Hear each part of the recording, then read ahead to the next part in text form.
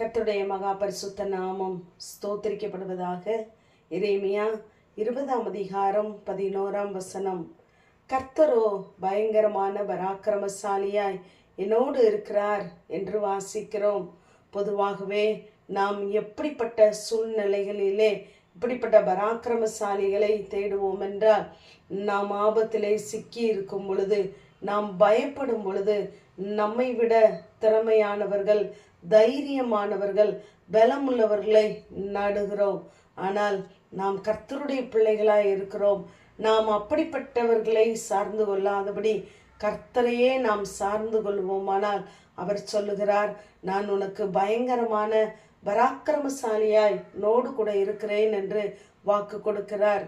அதே அதிகாரம் முந்தின வசனத்தை நாம் பார்ப்போமானால், அநேகர் சொல்லும் அவதூறை கேட்டேன், பயம் சூழ்ந்திருந்தது என்று சொல்லுகிறார்.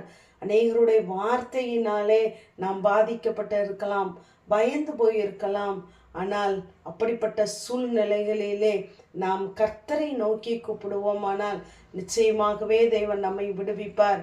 நமக்கு வருகிறதான பயம், அது மருத்துவ ரிப்போர்ட்டாக இருக்கலாம், சத்ருவின் பயமாக இருக்கலாம், குடும்பத்தில் உள்ள நபர்களின் வார்த்தையாக இருக்கலாம், பிள்ளைகளுடைய எதிர்காலத்தை குறித்த பயமாக இருக்கலாம்.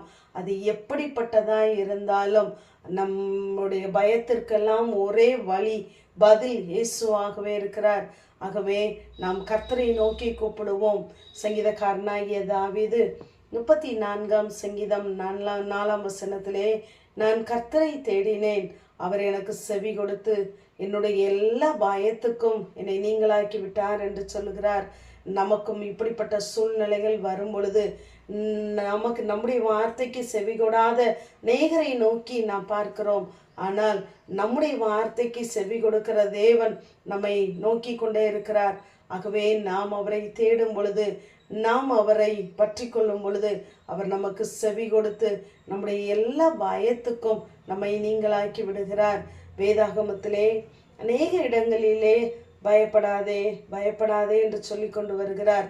அப்படி சொல்லும் போதெல்லாம் நான் உன்னோடு கூட இருக்கிறேன், நான் உன்னோடு கூட இருக்கிறேன் என்று சொல்லுகிறார்.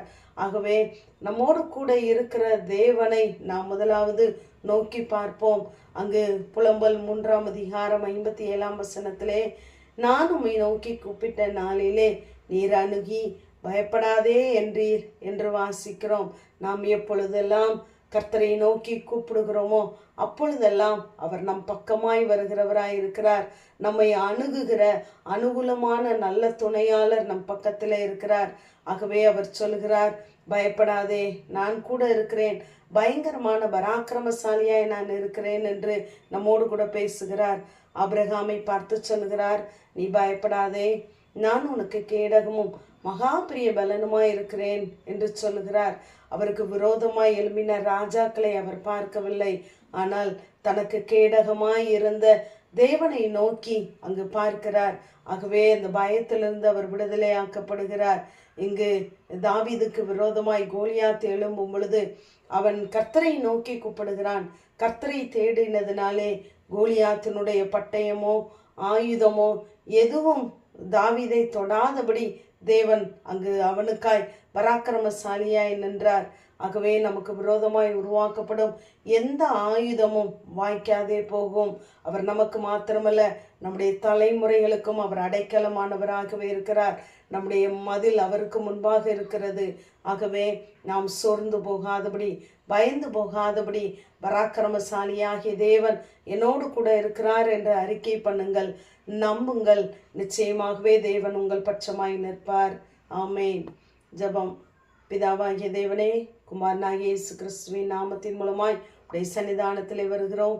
கர்த்தரோ பயங்கரமான பராக்கிரமசாலியாய் என்னோடு இருக்கிறார் என்ற வேத வார்த்தையின்படி கர்த்தாவே, உடைய பிள்ளைகள் சூழ்நிலைகளை பார்த்து, எதிர்காலங்களை பார்த்து, சத்ருவின் கிரியைகளை பார்த்து சோர்ந்து போய் இருப்பார்களானால் இந்த காலை வேளையிலே கர்த்தர் நம்முடைய பிள்ளைகளை நீர் உயிர்ப்பிக்கும்படியாய் ஜெபிக்கிறேன். ஆண்டவரே, பயப்படாதே என்று சொல்லுகிற தேவன் பயங்கரமான பராக்கிரமசாலியாய் நான் உன்னோடு கூட இருக்கிறேன் என்று வார்த்தையினாலே கர்த்தர் உடைய பிள்ளைகளை தைரியப்படுத்துவீராக, பலப்படுத்துவீராக.